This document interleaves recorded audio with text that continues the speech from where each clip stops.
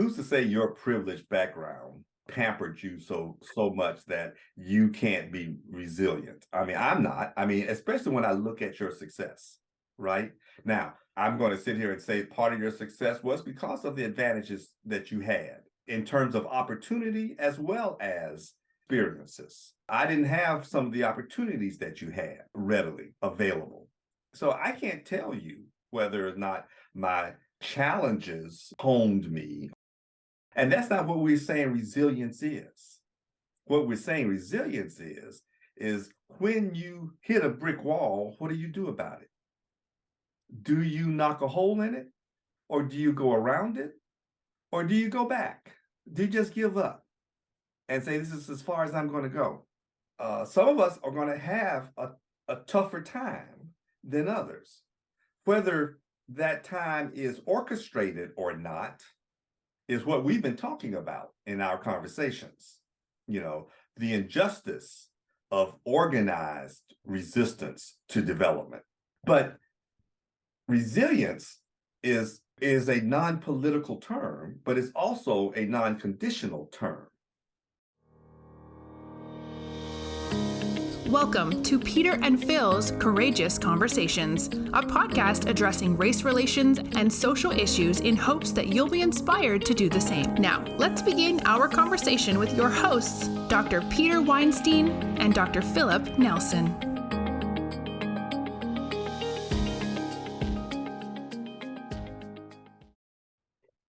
Dr. Nelson, always good to see you. Good to see you too. How are things going? Good. Is that a raccoon? Is that the mascot of Western University, the raccoon? No, this is the mascot of the class of 2024, I believe. Okay, very cool. I wonder where they came up with that. Let's hear it for the class of 2024. Yay. Let's hear it for the class of 2023 when Brooke graduates from vet school as well. Yay, yay. Talk about graduating from vet school, and I just look back and I can't believe Brooke's getting ready to graduate, but the resilience that these students go through and the resilience that you and I have gone through, I really do think that the veterinary profession in many ways, if you put resilience in Google and they came up with an image, it should have a picture of a veterinarian. Well, okay, if you say so. I'm not sure you go through resilience. I think resilience allows you to go through adversity. It apparently has become the hot topic code word of the day. It's amazing what happens when you finally coin a phrase, but it's nothing new that we've looked at. But even though we've coined the phrase, I'm not sure we understand what it is or that we know what we're looking for when we look for it. I think we've always looked for persistence. I think we've always looked for people who can bounce back when not being knocked down. I'm not quite sure we have come up with, even now, when we have coined the phrase that allows us to say, this is what I'm looking for. I'm still not sure we know how to identify it, because you're talking about a future behavior.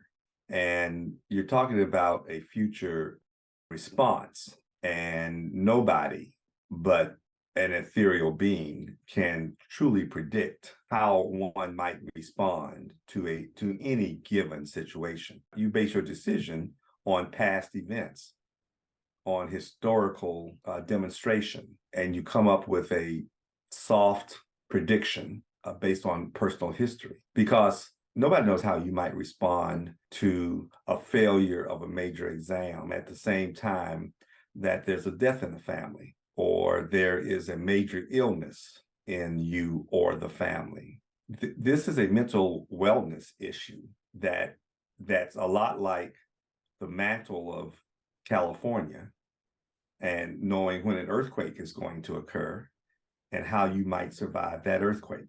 Have we started to overuse the word? I don't think so, but I do know of some people that are tired of the word. I don't know if they think the word is being overused or misused, or if they feel that the word is being misapplied or is causing a false sense of security in what we think we're looking for. I mean, we now have people on the speaking circuit talking about resiliency, and that's fine. If there are people who don't understand that that's a desired characteristic or or can use that information to learn how to navigate difficult times, all that's helpful. What's not helpful is when we think that it is a hard science, or when we think that we can depend on our decision-making capabilities to be 99% accurate when we're evaluating people. Me personally, I look at resilience as a term used for somebody who's gotten knocked down, picked themselves up, and was able to recover and move forward. And that can happen on a basketball court. It can happen in life. You know, we try to look for it in the students who apply into a curriculum because the curriculum itself tends to have challenges that might knock people down and ask them to get up. I don't think it's something you can predict how people will be resilient until they've shown it. And so we try to predict how people are going to be resilient in the veterinary field after they graduate. And I think that's very hard because you don't know what's going to cause you to get knocked down until you get knocked down. But it's that ability to recover from it. That's exactly right. And I think that when you recognize that, then you are able to say, so I'm going to pick people who are likely to be resilient. And let's talk about, for a minute, the type of resiliencies we're looking for. I mean, the resiliency that you need in a basketball game or a football game or a team sport may be different than the resiliency you need in life. And let's be clear, for me right now, there's a difference in trying to evaluate resiliency in a young adult who's applying to vet school as opposed to a middle-aged adult who's applying for another job in another practice, as applied to an owner of a business or practice who is about to start something new. They're at different stages in their lives, and they've had different challenges that require different responses to those challenges, different emotional responses to a supposedly ever increasing depth of challenge. And I would submit that most of our applicants into vet school are products of parents who have spent most of their time trying to protect that child. And so the challenges that they have received that we try to evaluate resiliency on is based on whether or not they got over the hurdle of doing a project in school, getting along with their compatriots, surviving a close basketball game, or working through an injury or something like that. And it's hard to correlate that with the challenges that you're going to have in a life and death situation and having to decide whether an animal should be euthanized or not, or being sleep deprived because you have several surgeries to do on a given day in practice. It's hard to make that connection. On the other hand, if you've been working on a farm and that means getting up at 4 o'clock in the morning to feed the cows, or for years, you understand that this person has persistence and commitment, which is necessary to get through these challenges. It doesn't necessarily mean that you're going to survive the death of your mother. And that's going to occur too hopefully at a later date. We tend to ooh and ah when a person talks about losing their mother and they still were able to get through undergrad, or they lost their mother, then 6 months later they lost a brother and they still can get through undergrad. And we assume that means that they're going to get through almost anything that's beset before them. That's not necessarily true. But at the same time, what do we do about those people who don't? How do you evaluate those people who haven't had those kind of challenges at 24 years of age? And that's the average age of the applicants that we see for vet school.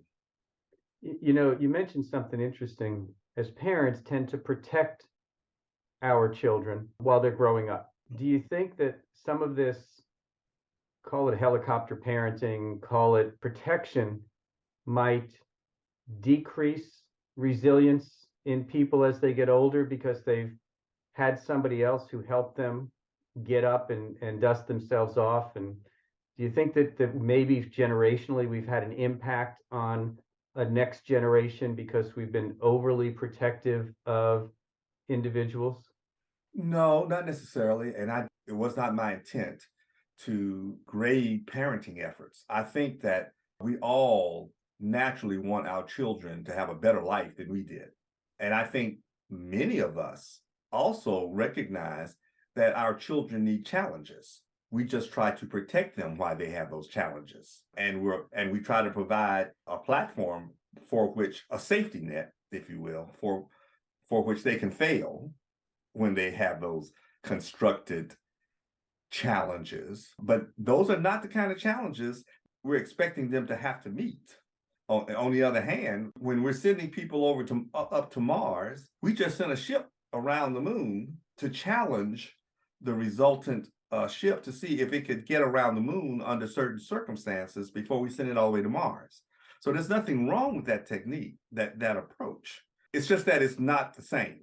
And again, we're making a prediction. We're predicting that same ship that came back and survived the challenges we made are going to make it on a 3-year journey. We took a 3-month test, and we're going to make a decision based on that 3-month test whether we can send it out on a 3-year journey. And the further out we get into those 3 years, the more likely we're going to find some challenges that we hadn't even thought of, and we might even be surprised if it survives it. So growing up in Mississippi versus growing up in New York, same time frame pretty much, different environment. Well, thank you, because I thought I was a lot older than you. You keep telling me that, but I'm glad to know it was the same time frame pretty much. Go ahead. Yeah, well, geologically speaking. Yeah, we're both in the same geological era, yes. Yeah. We both grew up with mammals and not with reptiles. Do you think that maybe because of some of the challenges that surrounded you during your upbringing might have given you some more resilience as you go through time and have faced challenges growing up? No, there's no way you can equate challenges, right? Who's to say your privileged background pampered you so much that you can't be resilient? I mean, I'm not. I mean, especially when I look at your success, right? Now, I'm going to sit here and say part of your success was because of the advantages that you had in terms of opportunity as well as experiences. I didn't have some of the opportunities that you had readily available. So I can't tell you whether or not my challenges honed me. And that's not what we're saying resilience is. What we're saying resilience is when you hit a brick wall, what do you do about it? Do you knock a hole in it? Or do you go around it? Or do you go back? Do you just give up and say, this is as far as I'm going to go? Some of us are going to have a tougher time than others. Whether that time is orchestrated or not is what we've been talking about in our conversations. The injustice of organized resistance to development. But resilience is a non-political term, but it's also a non-conditional term. There are a whole lot of varieties of challenges, but anytime your comfort zone is threatened, it elicits a certain syndrome of emotional responses that you have to control while you respond to a given challenge. And one may argue that a kid that has to dodge bullets to get to school every day might demonstrate a lot more resilience than the kid that has to ride the bus, or the kid that gets chauffeured by their parents, or the kid that gets to study from home. But now we're sitting here using a platform of how do you get to school to describe resilience, when that same kid who is being chauffeured to school might lose his chauffeur, who happens to be his mother, and still overcome that loss and that challenge and still make it to vet school. Are you comfortable thinking of resilience synonymously with toughness? No, I recognize the dotted line connection, right? But I guess I said no readily because I don't know. I'm not sure I know what your definition of toughness is. If toughness is commitment, persistence, a deep understanding of vision, then yeah, and that's why we don't really know what resilience is because those same things, those same descriptors could be applied to resilience, right? But if toughness is stubbornness and extreme commitment to the point that I'm resistant to new ideas, then I don't necessarily think that translates into resilience, not the resilience we're looking for. So is a rubber band resilient? Yes, absolutely. But and kind of people, on the one hand, we're looking for resilience, and if you want to add toughness as a descriptor of that, but at the same time, we want someone who's comfortable with diversity of opinion, and we want somebody who's comfortable with grayness. We're talking about people who said they wanted to be veterinarians when they were 4 or 5 years old, and between 4 or 5 and 24, they survived the call. 4 or 5 and 24, they had parents, counselors, teachers, and role models that said, you don't want to be a veterinarian. You could be a real doctor. You don't want to be a veterinarian. You could be an engineer. You don't want to be a veterinarian. You can make $150,000 just getting a certificate in Google and working in computers, and yet these people, is that persistence, or is that resilience, or is that stubbornness, or is that truly a calling? I don't know what to call it. I really don't, but we don't use it in that manner. We're looking for that characteristic that says you're likely to survive anything life throws at you without getting warped, right? So that 20-year period, what two people going down the same path for that 20-year period, what makes somebody fail and what makes somebody succeed? What are the characteristics that you would see, or are there characteristics that would make somebody fail from a resilience standpoint? Is there something that sets them up for failure versus setting others up for success? Is there, what can you look for? I mean, because I don't think there's an objective measure. No, there isn't, and there's nothing wrong with that. Right. No, I'm not saying there needs to be. I'm just saying that as you look at people who have survived, I mean, we talked about the Holocaust, talk about resilience. I'm sorry. There are so many factors in what produced a survivor of the Holocaust. Okay. Starting with luck in some cases. I mean, luck in an unlucky situation, by the way, right? You can answer that question as well as I can. We've done the best we can in trying to evaluate human nature and evaluate human. And the best thing we came up with was a holistic review, right? There was a time when we ignored all that. There was a time when we said, you know what? I can't navigate through this stuff here. This is just much too complicated. I'm just going to pick people based on grades. And I'm going to make an objective decision just based on grades. And the better the grade, the better the person, And so I'm just going to pick that, and I'm going to get the smartest people I know based on an objective evaluation, which is grades. Well, that's our basis. We do everything. We do that a lot. We boil everything down to numbers.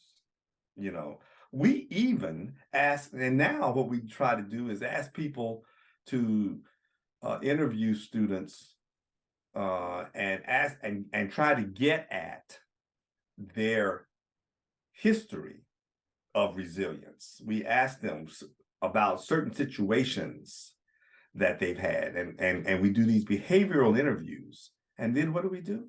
We boil it down to a number.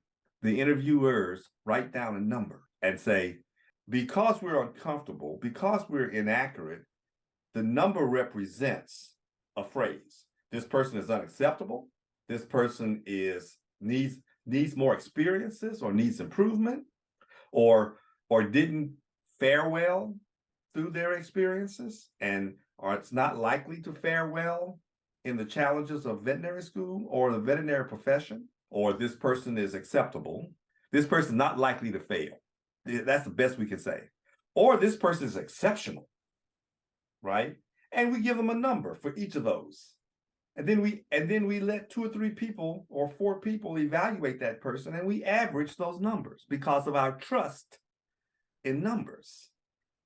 And we're still trying to find that objective way of doing it. And I submit it's still subjective.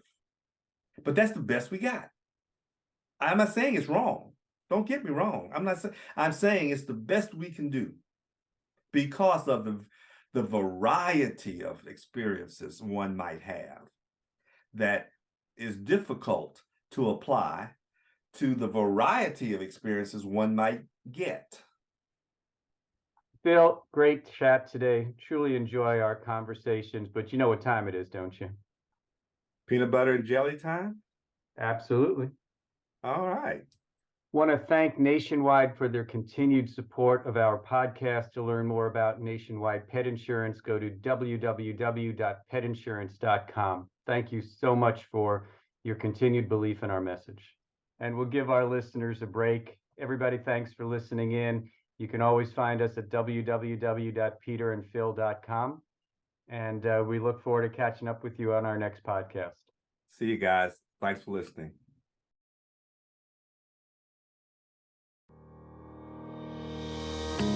Thank you for joining us for another courageous conversation. Be sure to follow us and check back next week for more.